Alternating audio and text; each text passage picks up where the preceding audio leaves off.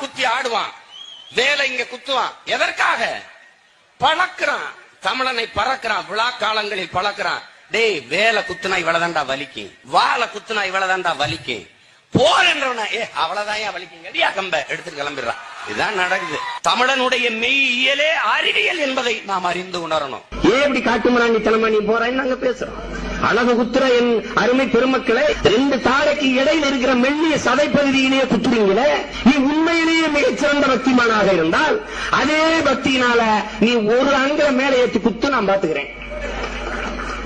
உன்னால முடியுமா? முடியாது, முடியாது, செய்ய மாட்டேன், செத்து போய் உனக்கு தெரியும். தீ மிதிக்கிறியே, நீ மிகச்சிறந்த பக்திமானாக இருந்தால், சரியான பக்திமானாக இருந்தால், நீ அடுப்பு கறியை எடுத்துட்டு நான் பழுக்க காய்ச்சல 10 கம்பியை குறுக்க போடுறேன்டா, நடந்து போயிடா நீ உங்க அப்பா. அன்னையிலிருந்து நான் ஜாமீன் போடுறேன்டா, அன்னையிலிருந்து இனிமே நான் அந்த கருப்பு சட்டை போடுறதில்லை.